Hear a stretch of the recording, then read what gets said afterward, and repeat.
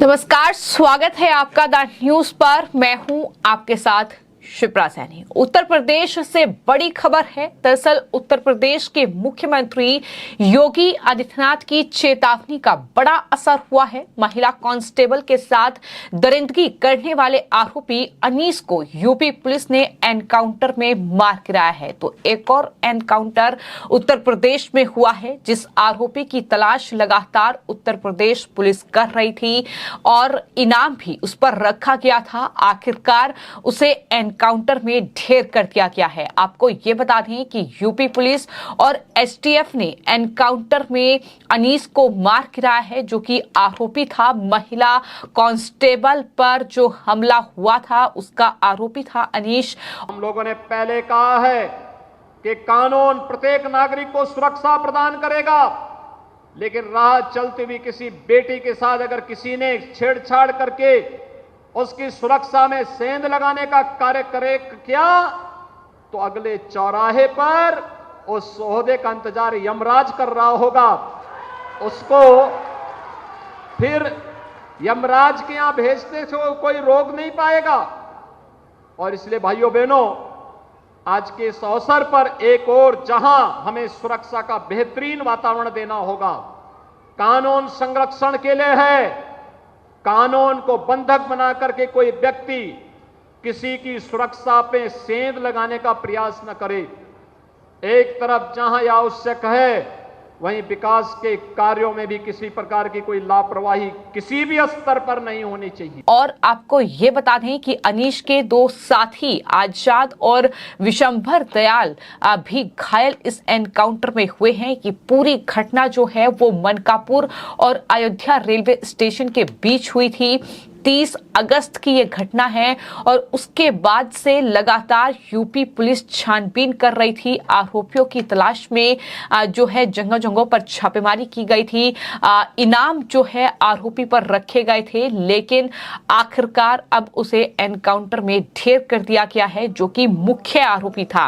आपको ये बता दें कि 30 अगस्त को सरयू एक्सप्रेस में महिला कांस्टेबल पर हमला हुआ था। इस पूरे मामले में मुख्य आरोपी अनीस, जिस पर 1 लाख रुपए का इनाम यूपी पुलिस ने रखा था, उसको अयोध्या के पूरा कलंदर में एक एनकाउंटर में अब ढेर कर दिया गया है। और पुलिस के मुताबिक अनीस जो है वो क्रॉस फायरिंग में मारा गया है। तो उत्तर प्रदेश पुलिस को ये बड़ी कामयाबी हाथ लगी है। यूपी एसटीएफ और अयोध्या पुलिस ने जॉइंट ऑपरेशन चलाया था और मुठभेड़ में 30 पुलिसकर्मी भी घायल हुए हैं।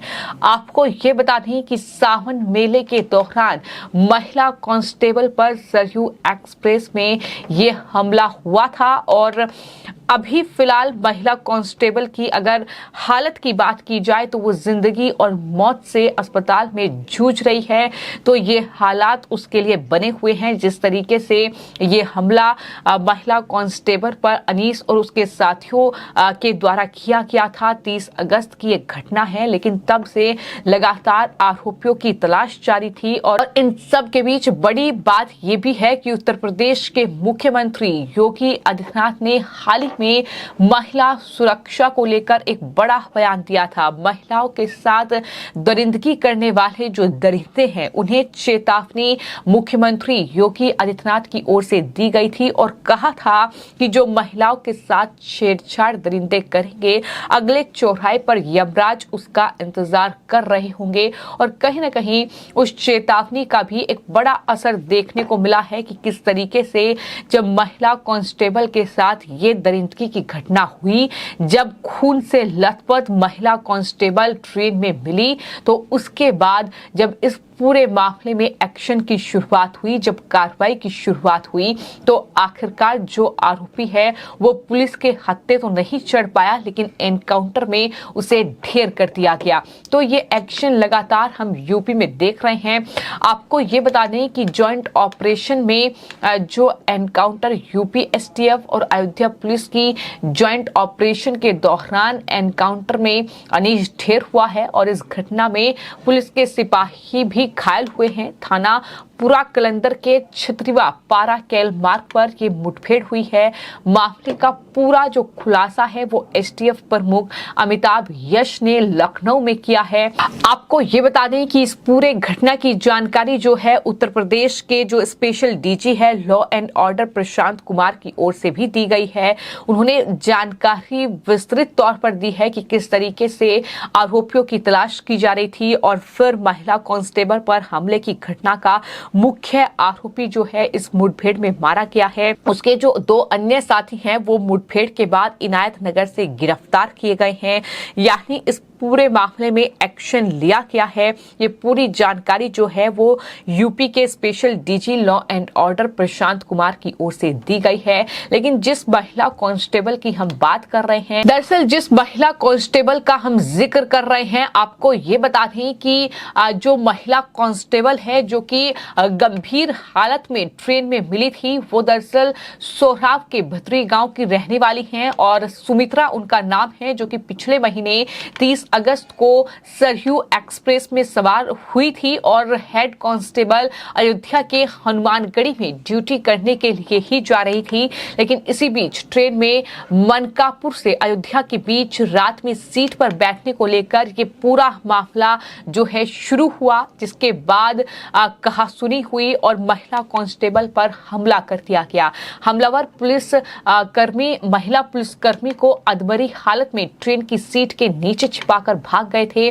जैसे ही ये मामला सामने आया तो पुलिस विभाग में हड़कंप मचा। उसके बाद महिला कांस्टेबल का लखनऊ ट्रॉमा सेंटर में अभी भी इलाज चल रहा है। लेकिन ये जो यूपी पुलिस को बड़ी कामयाबी हाथ लगी है, जाहिर तौर पर उत्तर प्रदेश के मुख्यमंत्री योगी आदित्यनाथ की चेतावनी का ही असर है, उनके दिशा निर्देश का ही असर है, जो उन्होंने बयान हाल ही में दिए थे कि दरअसल जो राज्य में कोई महिला उत्पीड़न जैसे अपराध करेगा तो उसे अगले चौराहे पर यमराज उसका इंतजार करेंगे। और कहीं ना कहीं ये देखने को भी मिला है कि अब इस तरीके से महिला के साथ छेड़छाड़, हमला करने, उसके साथ दरिंदगी करने वाले आरोपी न सिर्फ गिरफ्तार हुए हैं बल्कि मुख्य आरोपी को मार गिराया गया है, एनकाउंटर में ढेर कर दिया गया है। ये उत्तर प्रदेश के मुख्यमंत्री योगी आदित्यनाथ की चेतावनी का ही असर है कि दरअसल महिला कांस्टेबल के साथ छेड़छाड़ करने, उस पर हमला करने वाले जो आरोपी थे उनकी न सिर्फ गिरफ्तारी हुई है बल्कि जो मुख्य आरोपी है, जब वो पुलिस के हत्थे नहीं चढ़ा और क्रॉस फायरिंग में उसे ढेर कर दिया गया है, उसे मार गिराया गया है, तो कहीं ना कहीं एक्शन जो है वो लगातार यूपी में देखने को मिल रहा है। मुख्यमंत्री योगी आदित्यनाथ के शासनकाल में ये लगातार दिख रहा है कि जो अपराधी हैं, जो तमाम आरोपी हैं, जो माफिया हैं, जो गुंडे हैं, वो ना सिर्फ सरेंडर कर रहे हैं, अगर वो हत्थे नहीं चढ़ रहे हैं तो जाहिर तौर पर उन्हें एनकाउंटर में मार गिराया गया है। कई बड़े एनकाउंटर यूपी में योगी आदित्यनाथ के शासनकाल में अभी तक हो चुके हैं और एक और बड़े मामले में ये बड़ा एक्शन यूपी में देखने को मिला है। फिलहाल आपकी इस पूरे मामले को लेकर क्या राय है, हमें कमेंट बॉक्स में जरूर लिखें और चैनल को सब्सक्राइब करें। धन्यवाद।